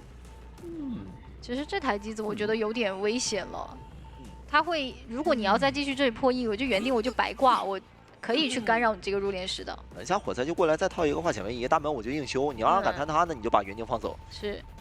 现在就看能不能卡的再极限一点了，多拖一些时间，因为他们现在也在拖大副那边的一个进度。没错。他们这把密码机的分布其实感觉没有提前沟通好，因为园丁如果倒到沙包去的话，可能会更好一些。这个失常其实踹了的话，大门密码机还是能亮。等一下化险为夷，他们2个人能把这密码机强行亮掉。能不能不给到状态？没给到状态，也不需要给园丁扛，让园丁这边直接自己倒走。把盾给续出来，是倒小木屋去。也就是说这一波你拿到状态没有什么用，他还不是倒地的状态。对，还得接着追。大副那边也在进行破译。自己手上密码机来到最后的30多，哎呦，砸了个板，砸头，那能续出很长的时间了。是，看下一波砸板能不能，或者说板区能不能进到了。你要是说能进到这个密码机，好像能拖够啊。园丁是有回光返照的，怎么说？哎呀，直接没能吃到这个回光返照。T1这边的话，他的想法就是为了保平。现在是一个3人开门战，有入殓的灵柩，并且这个灵柩还是看过这个火灾的。没错。抓李宝，李宝这边是有这个怀表的，有怀表啊！我就是故意勾引你来找我的，没错，把保平就可以了。中场是地窖，找杨洋吗？找杨洋的话，入殓这边就可以直接给他画灵柩。找杨洋了，那这个灵柩就肯定会给他画上，然后让大副这边去贴门。原地蹲了起来，要蹲，哦呦，还不太好找到，确实很难找啊。耳鸣，他这还没带反流啊。对，没带反流，你这还没有办法第一时间击倒他。地窖是在哪里？地窖是在中场。指引到要还没有再找到的话，一个气囊其实现在可以直接冲地窖，能完成一波3-3跑。怎么说？另外2个人要走了，直接跑了，直接跑了，那留不住了。跳了地窖，完成3跑。那接下来也是可以直接恭喜提速赢下本场比赛的胜利。恭喜提议。今天他们这边打的真的也是比较蛮求稳的，而且在最后后轮对。那其实肉眼可见，这个阵容它是非常难打的。是的，非常难打。就是你追谁的话，都感觉很难。那先知这个位置的话，肯定会给到他一个比较好的区域，本身就会离这个旋转木马非常非常近。对，但我也觉得他这个位置会给到比较大的压迫感吧。起码监管这边，你如果说开局来看前期追击，我觉得这个飞轮大副是有说法的，对吧？你大副毕竟只需要1波救援，第2波基本上会让幸运儿或者古董商来。那看一下九游这边是没有选择先知，快对，来到了3站这里的一个卡梦古董商这里啊。没错，因为一开始我觉得第2根刺也上到了，对，上次很快，我觉得卡梦那边可能是想你大概率不太会追我，直接去破译了。是的，那前面的第一个夹子是空掉啊，所以说还是有机会牵制的。一个隔窗刀没有给到，非常惊险。这里哦，夹子夹到了，这个击倒节奏30秒，太快了，这个击倒。是的。看一下吧，因为这把还没有带化险为夷这个点啊，而且就算你手里有道具有飞轮，主要是这波击倒你是没有交技能的，所以说后面。然后我后面开1阶之后，我的容错就高了呀。对。对吧？我不一定说要去给到你一个刀的命中，我可以去用捏刺，哎，对，看一下这边去拦截一手先知。而且先知飞轮还交了，对。但空地的这手飞轮的话，感觉还是让队友去进行一波补救。这里的话，古董商身上是有根刺的，其实前面这个夹子还会压迫一下，闪现过来直接闪，没有牵制机会啊。不过先知的话也是在这里吸鸟。那这样子的话，悲观直接开启2阶了。这个进度实在是密码机的进度啊，实在是差太多了。对，而且是开启2阶的一个状态，然后你下野之后是没有一个飞轮的，那这个情况。而且脸上好像离得最近的还是小铁，不然的话就再把鬼屋的阿策给调过来。是的，那这里2阶继续再把鸟骗一下，对，看到那边可能会有人调过来了。那整局密码机的一个动向是非常慢，对，而且信儿这波他也没太有时间再去摸一把信号枪，对，那可能是中后期的一个节奏啊，所以说这里就看卡梦自己能不能去牵制一下了。是的，剑刺一开，然后这边的话先知在旁边想给一点辅助。但这一波的话，只能去给个1鸟去挡一手2阶了。说再盯，对，但自己会被针对到，然后开了一把枪，信号枪开出来，先保一手先知，因为先知这个时候不能倒，如果先知倒的话，就会影响到古董商这边一个牵制机会了。是的。那这边的话，应该还是要去1鸟辅助一下，但是 CD 还没好。我应该是能拖出来看人的一个时间啊。对，这边哎，云门的一个失误没下去，上到一根刺。那这样的话，对，有点难了，直接倒了。直接倒地。对。那这样的话，古董商会进入到一个淘汰的节奏，然后密码机只有大副那边是开了一台。是的。然后先知刚刚因为身上刺比较多，他可能跟杏儿那边还要去进行一个拔刺。那如果说淘汰一个之后，那可能就进入一个破轮的节奏了。对，破轮节奏了，还有滚雪球又开始了。对于他来说的话是有手底牌的，后期可以切手窥视者去进行控场。是的。上木马去躲一下。上木马，先打一刀。1鸟没有交出来，有点可惜，残的一个状态了现在。对。这边的话再变一个轮形态，然后选择再上木马去规避一下。2阶的话也没好。来进了一个身位，看一下1鸟先交。不过九幽这边也有防范，他是回身出了这一刀的。对的。现在等这个鸟结束。这边的话也想去骗一手翻板，但这边小铁根本不上当，手上还有一手飞轮，剑刺一开没有给到，看一下能不能上极限。哎呦，上木马了。这样子的话又拖出一波，变成时间。对，但这一波飞轮躲了。看一下1鸟能出来吗？没有，闪现给了一刀。哇，看到小铁已经牵制了100秒了。不过就是他这台密码机可能被干扰的会比较严重，因为一直围绕在3站嘛，所以说一直没有开掉。然后现在整个场上密码机的话，还会来到差半台的一个节奏。这个半台其实对于破轮来说空间很大，对它机动性还是更高一些。对的。这里的话去拦一下无心的救援。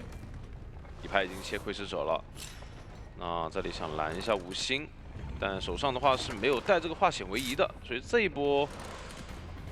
对破轮来说，节奏可能会续的比较快一些。对，因为我还是一个2阶的状态。对，才夹给一刀。然后大副这边也是掉的比较多的。那还是想围绕这边的一个密码机去打。因为另外的半场可能密码机的量会更少一些。对。可以等一个捏刺，对，捏刺捏到。其实这边的话有飞轮，但是我觉得飞轮交了可能也进不了这个窗户。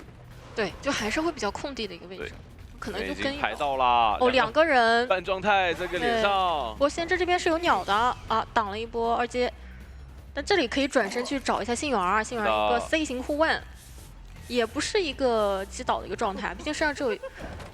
但现在状态也补不上，密码机也碰不了，还有人倒在了终点半场。密码机整个被拖了一个大节奏，然后就是那台41的就在脸上，然后现在还不太能带走幸运儿，再给个窥视者，这边看密码机，不敢修啊，就刚从真修不了，远处跑过来，你这边人都已经撑不住了。然后这边是已经上过一次了。对。二阶这里的话，飞轮也没好，所以说这里可能要倒地了。再给一刀倒地，大夫这边勉强起来，那位置是也是能锁定得到。现在可以去挂一波，因为现在躺2个人，包括说无心那边是自愈也是已经交掉了。就你来救人，我一定稳定给你一刀嘛。那这样子的话，你没有自愈之后，我更好控场。老师选择辩论先。主要这边无心也是先上了一个木马，手上还有个怀表，那基本上这个人是能救下来的。夹子一定不能中，夹子但凡中一个，那就基本上怀表就会破掉。第2段摇到了，对，2个夹子都交了。那如果你到以前的话，很有可能是要踩夹的。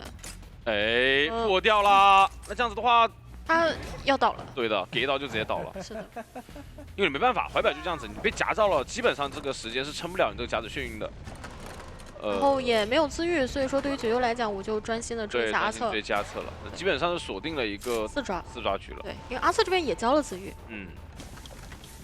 那就没关，那直接带走。那也是在上半回合的完成了一个4抓，对，就感觉虽然说对面的一个阵容已经选换道具，对，所以说感觉这个幸运儿拿出来还是会防到很多的监管角色。对，只要记录员他的一个追击不可能会做到比较快的一个情况，他一定会被拉点。记录员的追击，是的。所以说对于球员方来说，我只要前期拉点的话，会给到冒险家一个比较好的破译空间。然后机械也有很大概率，对，这基本上躲不了。而且我开局是什么样？记录员这边开局会直接省略你的密码机，会直接找你冒险家的位置。然后基本上你开局的话，你就在密码机附近的这个区选，它基本上是锁在那个2板的位置，密码机后面2板的那个位置。我觉得好，来看一下，这里没有开局进行一个省略啊，是直接走过去先。冒险家的话也是直接开始，也直接开始溜了，也不跟你去躲了。先拉点吧，啊，本身的话他自己主要还没带一个弹射，是个飞轮加花钱位移。好，记录个出刀，这边防你手上车。但其实对于冒险家来说，我肯定不管的，哪怕你真的给刀给我，哎，这个没打下来。那这样稍微有个蹭车的机会，对，还是做到了最后一节车厢。对，那就看一下预判下车位置了。好的，直接选择右边下。看一下E3是有过来手里是有一些道具啊，开始了手电筒，对，很难受。的话，蓄力回头给到了冒险家，还是打到了。那感觉这一波的话，莫流星还是可以接受的，毕竟你这边也是调动了人过来去保，而且我的拿刀这边是有个3秒2秒，应该来不及，刚好差1秒。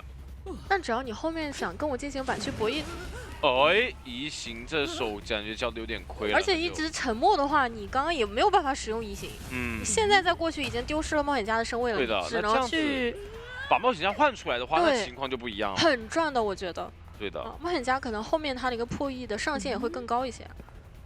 毕竟他们打记录员的对局是哇，直接一个砸头，不接受有人秒倒的。对，然后现在的话就换到给幸运儿上车了。是，那这个 CD 也续出来，关键是你移形交过了还，怎么说这一次就没等你了，上不了这个车只能步行过去。那并且你开了一刀嘛，没办法去封禁密码机，对，整体节奏拖的会比较慢一些了。对你到现在没开一阶。然后现在也是开了2刀的一个情况，但是哎，应该是找不到位置过来，只是单纯的去追击一下机械师。对，但机械的话，娃娃反正已经放外面了，放外面，然后再让伊森那边去补充道具，后面可以做更多事。没错。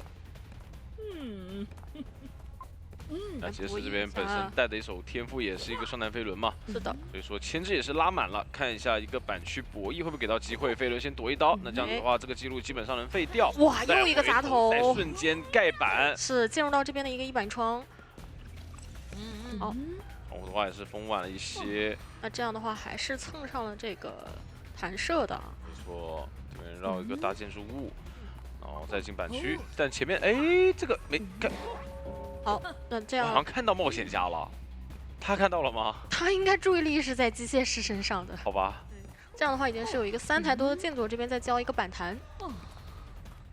其实如果追击机械师的话，反而就进入到求生方的想要的对圈套了。对的，这局你毕竟是要争4的，你针对机械师，你很难说开门战之前完成真正的一个淘汰，而且对于冒险家来说的话，我有密码页，其实后期的密码机是不太能控得住，不太好封。就算你这波一直在锁我的一个密码机嘛，但我后面只要输液拿过来，还是能够快速破开的。对，这样一点是3台半，加上冒险家外面可以去挖。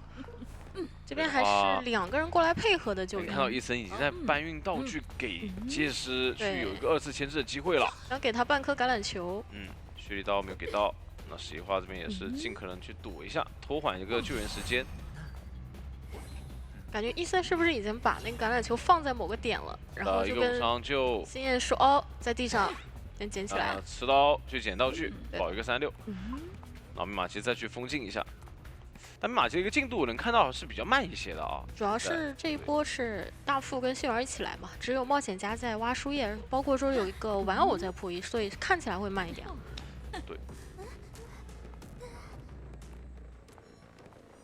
怎么大副那边也是在换道具啊？哦，把娃娃给捡起来了，因为刚刚是机械这里换成了橄榄球。对的。然后再封一下。11现在变成了机械师了，但是怀表又拿在了身上。主要这一波其实只要是吃刀救下来，星焰他就有牵制的机会。而且那边密码页已经挖好了，对，就等着说这边吃刀之后，然后去通电这个密码器了。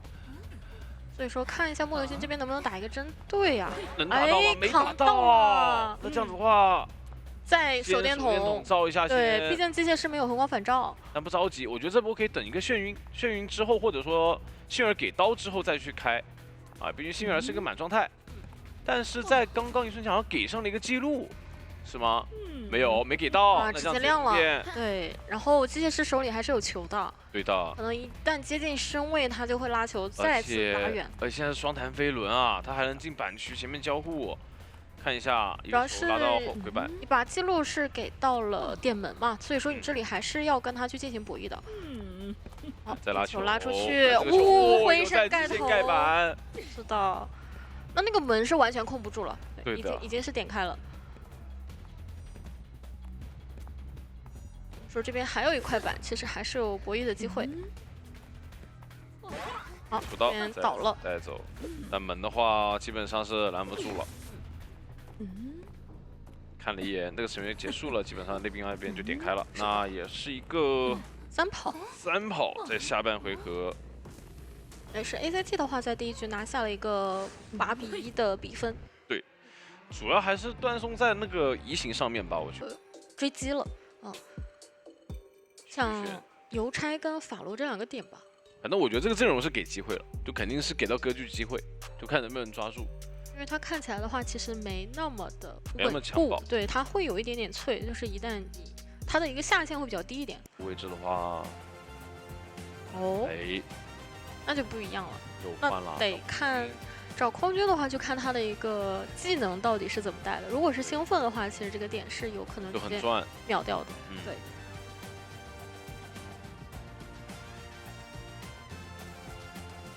不过我觉得对于邮差跟看一下，这边也是直接去找空军，但是没有带这种兴奋，面对这个信号枪，就感觉会比较头痛啊。而且一旦被他牵制起来的话，可能外面本来就修的比较快，你就不太好有密码机去踹了。这边转点路线的话，也是去到大防备封禁密码机附近，安排的非常好，队友的一个破译。是的。啊，第一波拉点非常成功，这边还可以翻窗。这边的话还有一块板，也没有选择跟你博弈了，直接继续拉点。对，要找机会去挑枪，这把枪基本是躲不掉的，对，硬吃吧。硬吃的话，就接着给你再绕一圈了。是，去那个一板一窗，接着给你往回绕。基本上翻窗，或者说进入单板去博弈一下。一个过板，哦呦，但可惜没有砸到。是的，主要还是他本身没带弹射，所以说拉点的一个空间比较小，对，效果没那么好，所以他是选择了我去搏一搏这个砸头。这局感觉是给到莫瑞星机会啊，中场2台密码机，他甚至可以先踹一脚，先踹一脚都行。对，再去追。啊，看一下，没有选择踹，他踹了之后会丢失一个追击目标。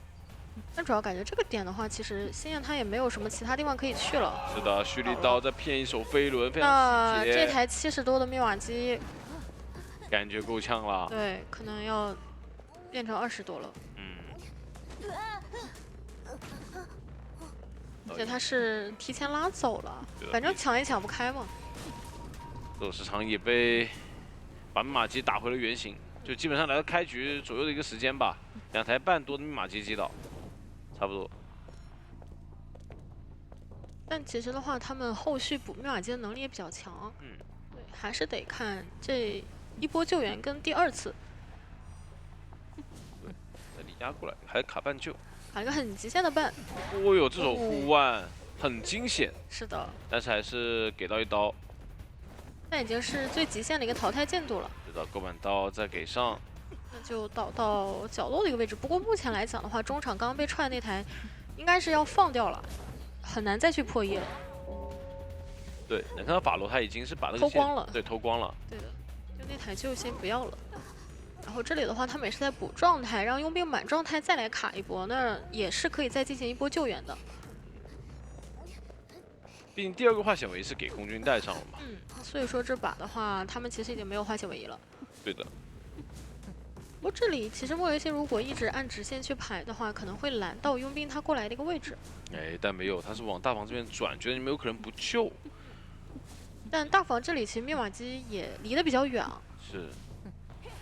也是给到了晋升的机会。那其实这波好像卡着不救会好一点。确实是不救了。对对对。因为没必要，这个位置的话再来救有风险的。但现在对于莫流星来讲，他一直没排到人啊，所以说，哎啊，还要救，这么极限。哇，2波全都是，我都感觉这个一个是要过半了，一个是人要飞了。对，但确实也是看抬手救人嘛，先吃一刀再救下来。 哦，有一个过板刀没给上，这边能翻，但是还是给博弈到了。对对对，主要点还是一些短板啊。这样的话，救援之后可以拖到外围密码机会来到最后一台。法罗那台少的也是能亮的，有80多的一个进度。对，80多进度。然后这手底牌的话还手上。但其实就算切过去啊，我觉得应该是先亮，他不会给到他一个市场机会。对的对，我就强亮嘛，你过来，反正我外面2个人，一人修1台，你追就追了。想管，那这边是11。那回溯的话，隐月是断掉，给到一波机会。先清一下板。然后伊森这边也是破1大房密码机了。对，这2台密码机离的位置也挺远的，加上大房那边你想追2楼的必踩板也还没有用过。大家都可以牵制起来的。不过这里倒是确实是一个一条线的这样的一个连击。对的。邮差那边密码机已经是来到一半了。 一个毯子想去预判一下，没有打到。那密码机的进度都很多，现在的话基本上这种时长跟传送是不好交了。对，就是好像都不能帮他把这个节奏给打回来啊。对，还交时长啊。另外一台其实密码机也是一半了。对的。而且位置还比较远。那再回收管的话，其实这时候球员方压力就很小了，因为他可以大胆的去破1大房密码机。技能交过了。对。不怕说你冷不丁的过来给我来一刀。 但我们佣兵这边的话只剩一个护腕，所以说得看他要不要说去省道具啊。应该会是，不然开门战没道具还是有点难受吧。哦，但这一波又交了道具，还掉了状态。常在河边走啊。是，主要你前2波都让你站到了。对，很极限的一些护腕救人是吧？那这一波感觉是要还一下了。对，很极限的一个刀系就打到你身上了。那这样的话，密码机是可以压好的一个状态，看一下他们是派谁过来救。有一波拦截的机会。过来了。 我感觉往这边挂的话，应该是拦不太到了。对，已经跑到椅子脸上了。对的，拦不到了。那主要前面你没追过邮差，所以你应该也不太知道他的一个天赋是没有弧光返照的。只要这波不给一个震慑，主要这一波看能不能保佣兵满状态最好。对，哎，一个侧刀还打佣兵，那就去找一个好的点位啊。看一下那边有没有一个场窗可以去翻一下。是的，确定不刷邮差之后再选择通电。对。 而且你刚刚是交了失常，所以说你这个技能他们也知道是好不了的。对的。这边一个回溯，11的话上楼。还是要找11位置。那11这个位置如果倒的话，你还要挂一段时间。对，然后另外一边伊森这个门还不太够，就差1秒切传送，传另外一个门，不是连上的。但这个门的话也没开。对，不过狗狗这边好像还能牵制，直接原地不动扔了一个法杖，让你以为我是大王。 确实意识过来了，对，那边的话是消失掉了，但它本身还是来回状态出刀，但地窖的话，其实我们能注意到其实很近啊，就在杂货商那边。那下板的话是打断了自己的一个隐身状态，应该也快结束。翻板过来有个反弹，再接一个双弹，手里是有飞轮的。对，但这波要拖下一波隐身有点难。主要是佣兵那边还要起来，佣兵还要起来走门，距离有点远，搏板能搏到吗？手上有飞轮。我说先回刀，哎呦，那没太办法了。是的，不过已经是拖了非常长的一个时间了。是的。对，另外一边甚至是让邮差过去把佣兵给摸起来的。这手片真的是。很胆大，只能说就贴着那个墙在那里。我原地站着就不动了。对的。啊，那天赋。对，抗性之类的肯定要点的，成瘾的什么的，这全部都点上。保稳最重要，对吧？然后包括你的这种兴奋也要带，对吧？这样子的话，因为你毕竟这个阵容它容错很多，就你不是说一个人的，比如没错。然后这个位置的话，应该也是要去找一找，小游家或者咒术嘛。大概率应该找，是冲着无心的小说家就去了。但无心这边是选择蹲一手，但是双重惊喜可不跟你。但是主要是他没使用双重惊喜，其实他目标就是想找小铁，行，对吧？对。就小铁的话，确实前期牵制上来讲会难受，你只有一块磁铁嘛。因为一块磁铁。但是双惊喜的话，因为这个高低差可能就给不上了啊，所以说也是只给了一颗惊吓标记。而且现在身位拉的还是比较远。对的。可能还是要跟他在同一水平线上再去交这个分身。对，主要是你毕竟带的不是移形嘛，是带着兴奋，所以说前面追击来说的话有点压力。但这个位置能不能给到个伤害？没有给上。对。磁吸的话，再把板一下，又要再给你下去绕一下。再绕一圈。那现在有个双弹，对，手里要等下个双重惊喜了。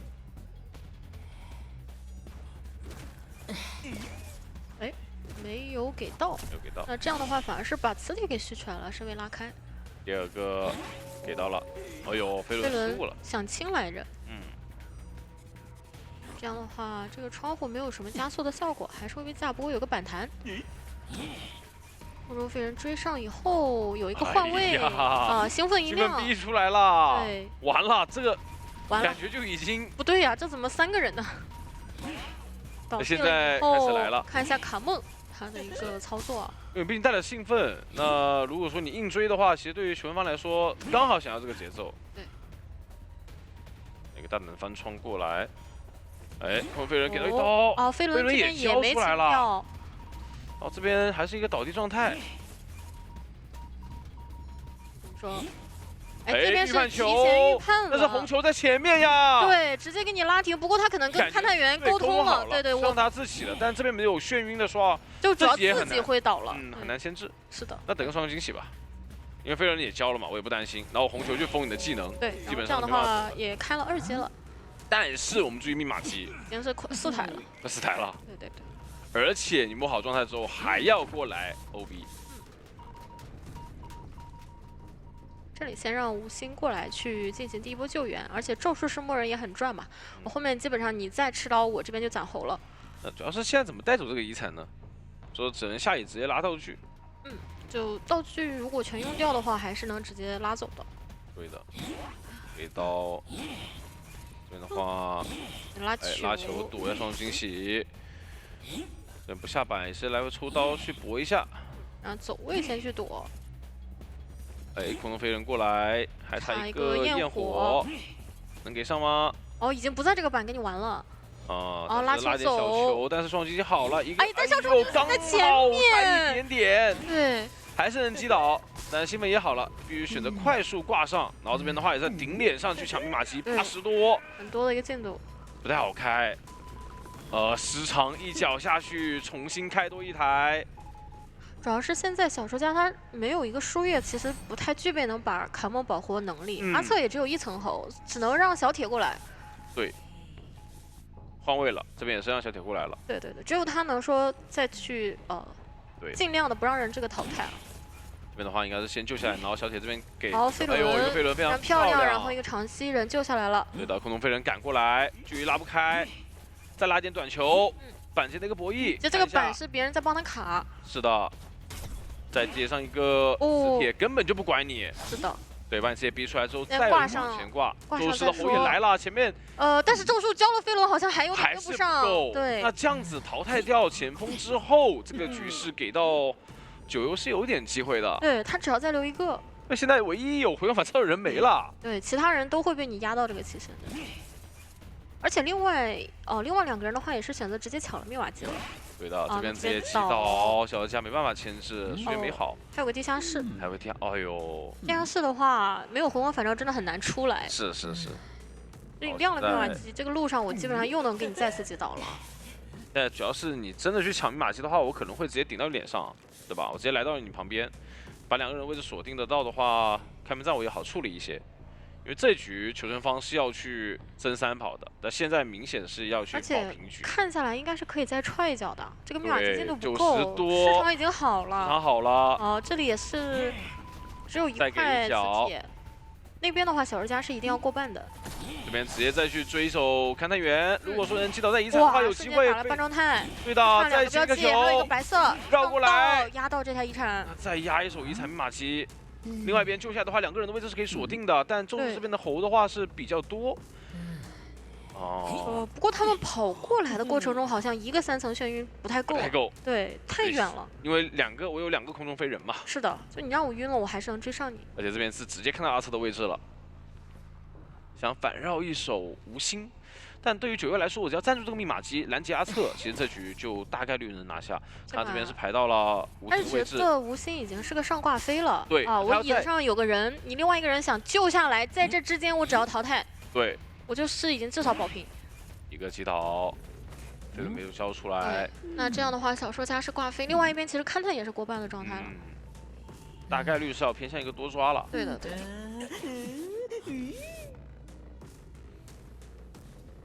然后这台密码机的进度差的实在太多了。对的，2颗球，差一个粘土，但是密码机不够，小铁是在新修一台。九幽这边还比较谨慎啊，我回来看一下这台遗产有没有人抢，但是没有耳鸣。他说他想等一下这个市场再踹一脚。不着急嘛，对于他来说，我只要稳定留下1个就行了。现在。对。而且就算密码机亮了2个，求生也都是个半状态。是的。正好跟他没带挽留这个点就抵消掉了。对，就看到了密码机的晃动了。是。因为刚刚踹了一脚，也可以放心的去追。而且他也知道咒术被他逼到了比较边缘的位置啊。是的。要不要直接给上1颗？飞人过来再给1个，再翻回去再给1个。那击倒之后，看到这边是一个挂飞状态。对，可以直接挂上，然后再去管咒术，因为咒术那台也开不掉嘛。牵过去中场应该是打算牵过去中场，因为毕竟当时勘探是在脸上交了自起，也知道这个信息。这的话也知道咒术的一个位置了。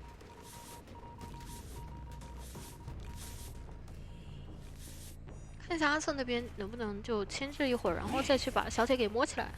对。大猴，那这边就有张狂的，要摸起来感觉是有点困难的。对的，对，还是一个四抓。反正你现在他能晃得下来，感觉，还是想先去挂一下勘探。主要脸上没有椅子。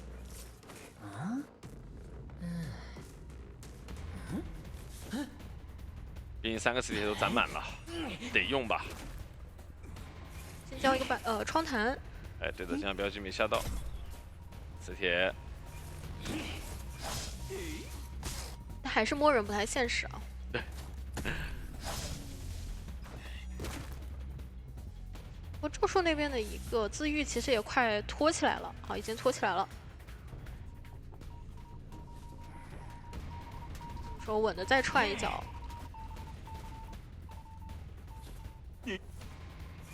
现在就属于对于九幽来说，2个人你都是没有这个自愈的，而且道具也被我消耗的差不多了。现在一个双球飞轮的话没有规避掉，这个粘土只要贴近身位就要倒了。对。不选择直接挂上了。反正能知道你勘探的位置嘛。是的。我直接过去找你勘探就行了。不停破译的。对。而且好像也强点不开，关键是就算点开了，自己也没有加速和状态的加成啊。这边直接给到了一个粘土，想去救一救嘛，看能不能救得到。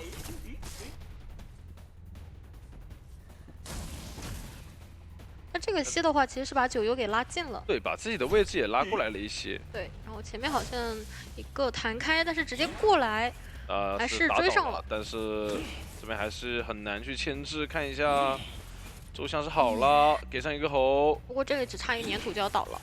对，这边等于绕场谢幕。来一个击倒。这边的话应该不太容易摇下来，因为这波是倒在椅子附近了。也是让我们恭喜 ACT 拿下本场比赛胜利。确实两局的一个4抓啊，是锁定了这个